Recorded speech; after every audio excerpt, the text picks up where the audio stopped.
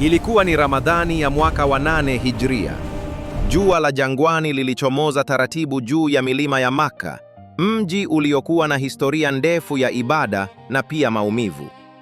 Miaka 8 ilikuwa imepita tangu Mtume Muhammad sallallahu alayhi wasallam na maswahaba wake walipoondoka Makka kwa hijra kwenda Madina, wakiacha nyuma nyumba zao, mali zao na ndugu zao, si kwa hiari bali kwa mateso na dhuluma. Lakini ahadi ya Mwenyezi Mungu ilikuwa karibu kutimia. Kuvunjwa kwa mkataba. Baada ya mkataba wa Hudaibia, kulikuwa na makubaliano ya amani kati ya Waislamu wa Madina na Makureish wa Makka.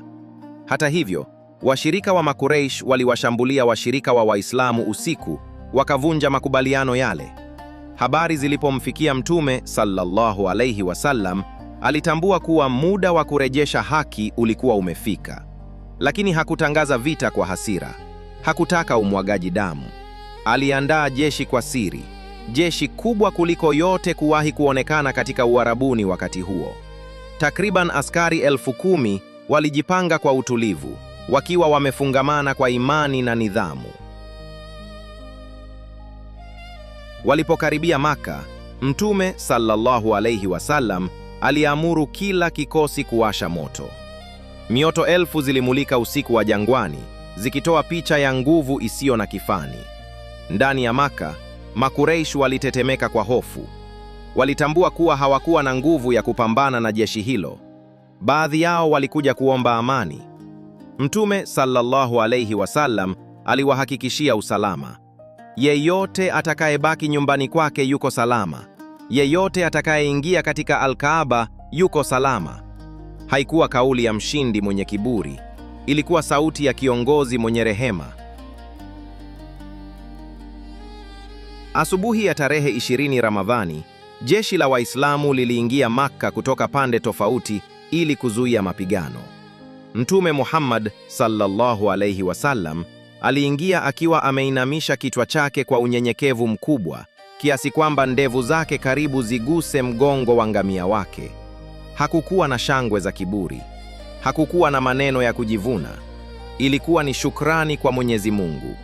Makka, mji uliomfukuza na kumdhulumu, sasa ulikuwa chini ya ulinzi wake. Kusafishwa kwa Al-Kaaba.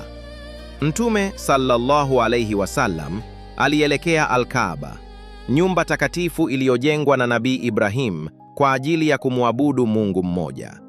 Ndani na nje yake kulikuwa na sanamu zaidi ya 360. Kwa fimbo mkononi, alianza kuziangusha moja baada ya nyingine, akisoma aya: "Nasema, haki imekuja na batili imetoweka. Hakika batili ni yenye kutoweka." Sanamu zilianguka, vumbi lilipa. Lakini katika vumbi hilo, nuru ya tauhidi ilirejea Makka. Siku ya msamaha mkuu. Watu wa Makka walikusanyika mbele yake.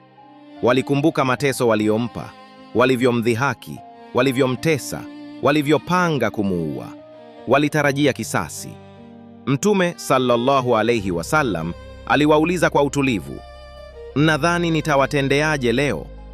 Kwa sauti ya unyonge wakasema, "Wewe ni ndugu mwema na mwana wa ndugu mwema." Ndipo akasema maneno yaliyoandika historia kwa dhahabu: "Nendeni, nyote mko huru." Hakukuwa na kisasi, hakukuwa na adhabu ya jumla. Ilikuwa ni siku ya msamaha mkuu, msamaha uliobadilisha maadui kuwa ndugu, chuki kuwa upendo na giza kuwa nuru. Siku hiyo, Makka haikushindwa kwa upanga, ilishindwa kwa tabia njema, subira na rehema. Ukombozi wa Makka haukuwa tu ushindi wa kijeshi, ulikuwa ushindi wa maadili. Ndani ya Ramadhani, mwezi wa rehema na msamaha, Makka ilipata msamaha wake, na historia ikashuhudia kuwa ushindi wa kweli si kulipiza kisasi, bali kusamehe wakati una uwezo wa kuadhibu.